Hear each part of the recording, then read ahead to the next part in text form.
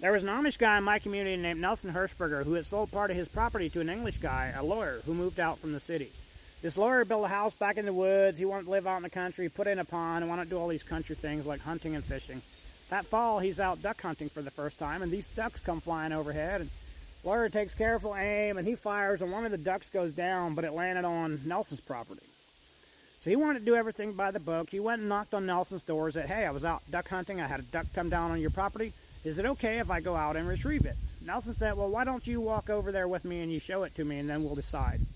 So they walked out across this hayfield. Sure enough, there's the duck.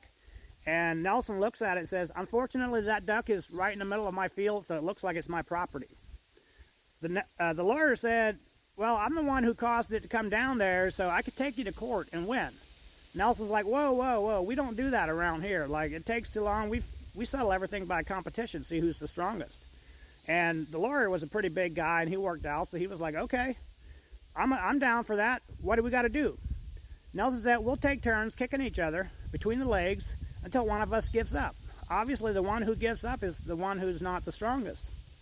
And the lawyer said, okay, he was determined to get this duck, So Nelson said, "Since it's my property, I will go first."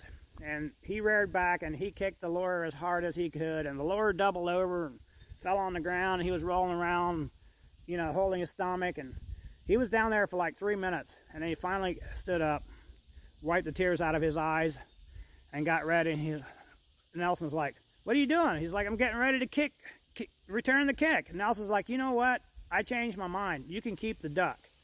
That's not a true story, but I hope you guys got a kick out of it. God bless you all.